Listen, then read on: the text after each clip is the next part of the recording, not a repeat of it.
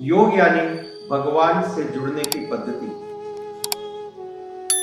और जो व्यक्ति भगवान से जुड़ चुका है, क्योंकि भगवान सभी चीजों के नियंत्रक हैं, सभी चीजों को कंट्रोल करने वाले हैं और मृत्यु को भी कंट्रोल करने वाले भगवान हैं। इसलिए भगवान की कृपा से वो व्यक्ति इस प्रकार की क्षमता को प्राप्त करता है कि वो अपनी मृत्यु को भी निर्धारित कर सके,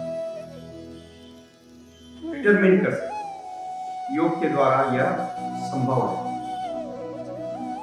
जैसा श्री नारद मुनि युधिष्ठिर महाराज से बतलाते हैं अभी कि आपके ताऊ धृतराष्ट्र महाराज जो अभी जंगल में है, आप उनको वापस घर पर राजमहल में बुलाने के लिए मत जाइए।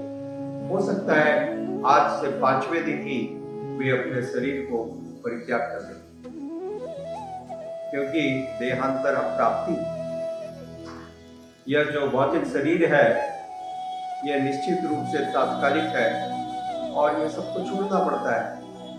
परंतु आपके ताऊ जो अब भगवान हरि के ऊपर ध्यान कर रहे हैं, वो योग में सफलता प्राप्त कर चुके हैं। इसलिए वे अपने योग सिद्धि के द्वारा अपने शरीर को निर्धारित समय पर परित्याग कर देंगे और शरीर परित्याग करने के बाद दूसरी चुनौती है कि उनका संस्कार करना, शरीर को अग्नि में नियोजित करना। तो युधिष्ठिर महाराज का एक कर्तव्य होता है, परंतु उन्होंने उनको चेतावनी दी कि नहीं, आपको उसकी भी चिंता नहीं करनी पड़ेगी। वो स्वयं अपने योग पद्धति के द्वारा अपने शरीर को अग्नि में भस्म कर सकेंगे जंगल में स्वतः हिमसर, क्योंकि ये शास्त्र की पद्धति है। वास्तविक रूप से हमारा शरीर इसी प्रकृति से, भौतिक प्रकृति के द्वारा निर्मित हुआ है। इस शरीर के अंदर जो भी तत्व हैं, जैसे हवा है, पानी है, नाना प्रकार के पृथ्वी के पदार्थ हैं, एलिमेंट्स, राइट, क्षितिजन पावक गगन समीरा, जल है, ये सारी चीजें वास्तविक रूप से प्रकृति के द्वारा प्रदत्त की गई। उन वस्तुओं का एसिमिलेशन करके, उन वस्तुओं का उपयोग करके हमारे शरीर ने इस शरीर को निर्मित किया,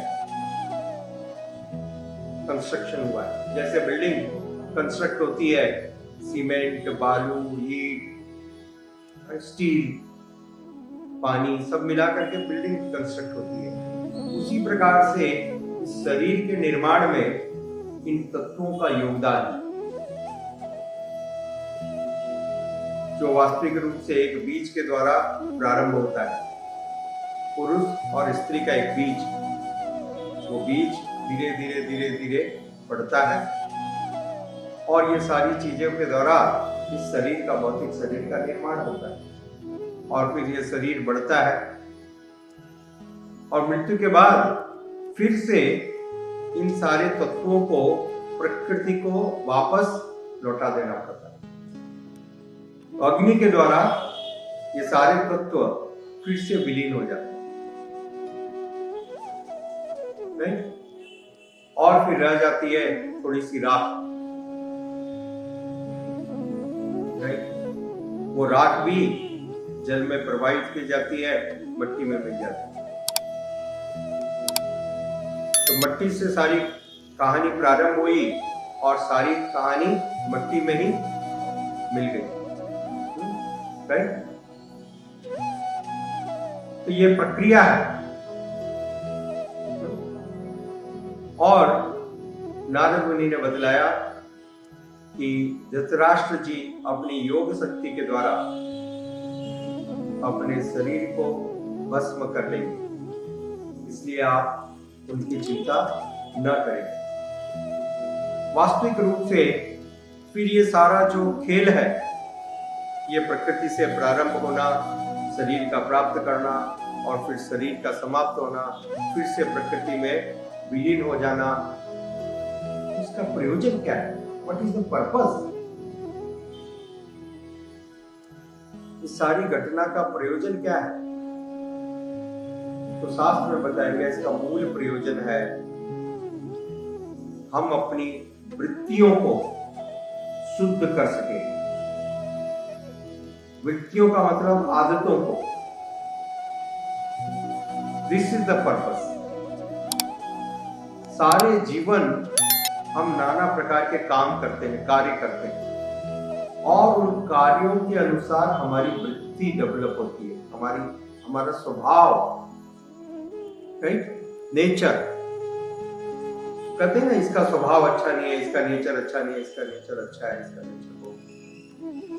तो ये जो स्वभाव है, ये जो नेचर है, ये हमारे कार्यों के ऊपर आधारित है, हमारी मानसिकता के ऊपर आधारित है, मेंटलिटी के ऊपर आधारित है। तो ये जो स्वभाव है, ये जो मेंटलिटी है, इसको बदलने में, इसलिए बोलते हैं ना कि भाई बहुत आदमी का स्वभाव बदलना बड़ा मुश्किल है। ये बात करते कि नहीं करते? इसीलिए करते हैं कि स्वभाव बदलने में बहुत समय लग जाता है, एक जीवन भी कम है, एक जीवन भी कम पड़ जाता है। इसलिए इन आदतों को भक्त बन करके हम जो सही आदतें हैं, सद्कार्य है, उसके अनुरूप अपने स्वभाव को मोड़ते हैं। सुबह जल्दी उठना, भगवान के नाम का जप करना, भगवान की सेवा में निरत होना, इन सारे कार्यों से धीरे धीरे धीरे धीरे धीरे स्वभाव में परिवर्तन होता है। क्योंकि मृत्यु के बाद जो भौतिक शरीर है वो तो फिर से इस पृथ्वी में मिल जाएगा, परंतु आत्मा के साथ में हमारी चेतना रहेगी, आत्मा के साथ में हमारा स्वभाव रहेगा। शरीर यही छूट जाएगा, परंतु जो स्वभाव, जो चेतना हमने विकसित की है जिस प्रकार की, वो चेतना साथ में रहेगी। साथ क्या जाएगा तो साथ यही जाएगा। इसलिए ये मनुष्य शरीर एक चुनौती है, ये मनुष्य शरीर एक वरदान है हमारे स्वभाव को शुद्ध करने का। तस्मात् सौख्य ब्रह्म सौख्यम परंतम शुद्धेत सत्वा, महाराज ऋषभदेव कहते हैं श्रीमद् भागवत। शुद्धेत सत्ता, अपनी सत्ता को शुद्ध करने के लिए मनुष्य जीवन मिला है। आवर एग्जिस्टेंस, ये जो मनुष्य शरीर मिला है, इसका मूल प्रयोजन है हमारी चेतना को, हमारी कॉन्शियसनेस को प्यूरिफाई करना। ये सबसे बड़ी चुनौती है, ये सबसे बड़ा कार्य है। पूरा जीवन इसमें लग जाता है, मन को, विचारों को शुद्ध करने में, प्यूरिफाई करने में। और कोई भी चीज को प्यूरिफाई करना हो तो क्या करना पड़ता है? जैसे आपको जल को प्यूरिफाई करना पड़ता है तो जल में प्यूरिफाइंग एजेंट डालना पड़ता है। यदि पानी को प्यूरिफाई करना है तो क्या करना पड़ेगा? जैसे फिटकरी, जानते हैं? फिटकरी एक प्यूरिफाइंग एजेंट है, वो डाल दो तो जो जल्दी से जल का जो गंदगी है वो बैठ जाए। समझे? तो ऐसे प्यूरिफाइंग एजेंट होते हैं। उसी प्रकार से आप सोच सकते हो भाई, मन का प्यूरिफाइंग एजेंट क्या है, चेतना का प्यूरिफाइंग एजेंट क्या है? ये तो सूक्ष्म है। क्या कोई मन को और चेतना को स्पर्श कर सकता है, छू के देख सकता है? Can anyone touch? क्या कोई देख सकता है? नहीं। अत्यंत सूक्ष्म है, हम स्वयं उसका अनुभव नहीं कर पाते, तो फिर इनको कैसे शुद्ध किया जाए? तो इसके भी शुद्धिकरण की प्रक्रिया है। There is a process to purify even the mind and consciousness. वो प्रक्रिया है भगवत भक्ति की। वो एजेंट है स्वयं भगवान, वो प्यूरिफाइंग एजेंट है स्वयं भगवान। श्री ईशोपनिषद में बताया गया, शुद्धम अपापवित्रम। भगवान है शुद्धम अपापवित्रम, शुद्धम है, वो प्यूरिफाइंग एजेंट है, सभी को जिसका भी स्पर्श करते हैं उसको शुद्ध कर देते हैं। वो भगवान जब हमारे मन और चेतना को स्पर्श करते हैं तो हमारे मन और चेतना को भी शुद्ध कर देते हैं। ठीक है, यह है प्रोसेस। अपापवित्रम, उनमें किसी भी प्रकार का पाप कलमस नहीं रहता। अमल पुराण, भगवान को क्या कहा गया? कलमस नहीं है। इस संसार में सभी जगह मल है, कलमस है, गंदगी है। शारीरिक गंदगी से ज्यादा मानसिक गंदगी है, विचारों की गंदगी है। तो इस सारी गंदगी को साफ, इस सारी गंदगी को स्वाभाविक रूप से परिष्कृत कर देते हैं भगवान। भगवान है शुद्धम। तो यह है मनुष्य जीवन का मूल प्रयोजन, the real purpose of human life, कि हम इस संसार से प्रयाण करने के पहले, इस संसार से प्रस्थान करने के पहले हम अपनी चेतना को, अपने कॉन्शियसनेस को, अपने मन को शुद्ध कर सके। यह है मुख्य चुनौती। बाकी जो सारे कार्य हैं, यह एक ड्रामा है, सिर्फ स्वप्नवत। जैसे स्वप्न में कोई व्यक्ति राजा बन गया या स्वप्न में किसी को शेर ने खा लिया, दोनों ही सच नहीं है। आप राजा भी बन गए तो भी वो सच नहीं है, वो भ्रम है आपका। और यदि आपको शेर ने खा लिया तो श्रील प्रभुपाद जी कहते हैं कि शेर जब आपको खा ही लिया तो आप देख कैसे रहे? समझ आ रही बात? परंतु लोग भयभीत होकर उठ जाते हैं, मेरे को शेर ने खा लिया। शेर ने खा लिया तो तू तो बैठा है, बात तो आप ही कर रहे हो। तो ये दोनों भ्रम है, यह है माया, वास्तविकता नहीं है। और इस भ्रम में फंस करके लोग अपना जीवन समाप्त कर देते, माया जाल। तो सच को से अवगत होने की आवश्यकता है, और सच ये है। इसलिए जितने साधु हैं, आप देखो, विद्वान पुरुष हैं, ऋषि मुनि हैं, वे इसके लिए प्रयत्नशील रहते हैं, भूतकाल में भी और आज भी। उन्होंने अपने आप को भौतिक संसार के सारे कार्यों से अलग कर लिया, दूर कर लिया, और सारी शक्ति इस कार्य में लगा दी कि कैसे अपने मन को और चेतना को शुद्ध करना है। और शुद्ध करने का एकमात्र सबसे सरल और प्रामाणिक उपाय है भगवान, भगवान की भक्ति। इस कारण से सारे लोगों ने अपने आप को इस संसार से दूर किया, डिटैच्ड।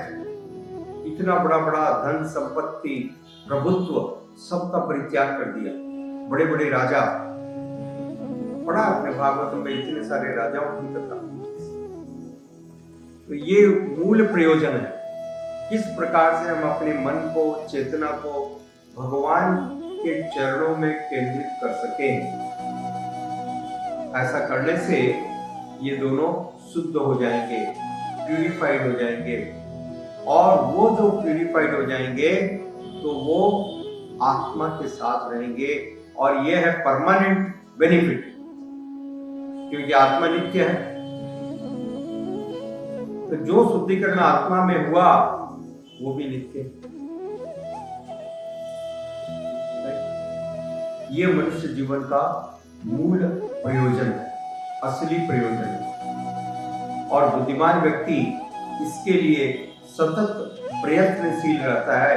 और धृतराष्ट्र महाराज का उदाहरण अत्यंत महत्वपूर्ण है। धृतराष्ट्र महाराज ने, अब देखिए, जीवन के अंत में भी भले ही, इसलिए कहावत है ना, देर आए दुरुस्त आए, देर आए दुरुस्त। तो धृतराष्ट्र महाराज ने अपने परिवार का, परिजनों का, राजमहल का, सबका परित्याग कर दिया। गंगा नदी के तट पर एकमात्र भगवान के हरि के ऊपर ध्यान कर रहे हैं, और इस प्रकार से उन्होंने अपने जीवन को पूर्ण किया, योग की सफलता को प्राप्त किया। योग की सिद्धि से निश्चित समय पे अपनी इच्छा से शरीर का परित्याग किया, और अपनी योगिक शक्ति से अग्नि को प्रज्वलित करके उस अग्नि में अपने शरीर को समाप्त किया। इस प्रकार से सारे जो भौतिक तत्व है, ये भौतिक शरीर में भौतिक तत्व है, और उन तत्वों को फिर से प्रकृति में विलीन कर दिया, और आत्मा शुद्ध हो गई, चेतना शुद्ध हो गई, मन शुद्ध हो गया। तो उन्होंने अपने जीवन को पूर्ण किया, मन चेतना को शुद्ध करके भगवान की सेवा में निरत होकर। इसलिए वो भगवान जो सबसे उत्तम purifying agent, the best purifying agent, जिसको भी स्पर्श करते हैं उसको शुद्ध कर देते हैं। इस कारण से भक्त भगवान का ध्यान करते हैं मन में। जिस मन में पूरा भौतिक संसार बसा हुआ है, घर, पत्नी, परिवार और व्यापार बसा हुआ है, उस मन में जब भगवान का स्पर्श होता है तो वो मन शुद्ध हो जाता है। Therefore, devotees they meditate on the Supreme Lord, और भगवान की सेवाओं के ऊपर विचार करते हैं, निमग्न रहते हैं, और इस प्रकार से अपने मन को सफलतापूर्वक शुद्ध करते हैं, क्योंकि ये भगवान का स्वभाव है, भगवान का गुण है। जिसको स्पर्श करते हैं उसको शुद्ध करते हैं। भगवान के स्पर्श, जिस प्रकार से पारस मणि लोहे को भी छूती है तो उसको सोना बना देती है, तो भगवान परम शुद्ध है और सबको शुद्ध करते हैं, और हम भगवान का स्पर्श कर सकते हैं उनके विचारों के द्वारा, उनकी सेवा के द्वारा। उनके विचार हमारे मन में होंगे, और इस प्रकार से हमारे विचार भी शुद्ध हो जाएंगे, और विचारों के शुद्ध होने पर हमारा जीवन सफल होगा, क्योंकि यही मनुष्य जीवन की सबसे बड़ी चुनौती है, शुद्धेत सत्वा, अपनी सत्ता को शुद्ध करना, मृत्यु के पहले मन को शुद्ध करना, चेतना को शुद्ध करना, क्योंकि वास्तविक रूप से आत्मा भगवान का अंश है, भगवान परम शुद्ध है, तो आत्मा भी शुद्ध है। परंतु ये भौतिक संसार का कलमश आने के कारण हम सब इस भौतिक संसार में फंसे हुए हैं और अपनी वास्तविक पहचान को भूल गए। तो भगवत भक्ति के द्वारा अपनी वास्तविक पहचान को भी जागृत किया जा सकता है। हरे कृष्णा। धन्यवाद। श्रील प्रभुपाद की जय।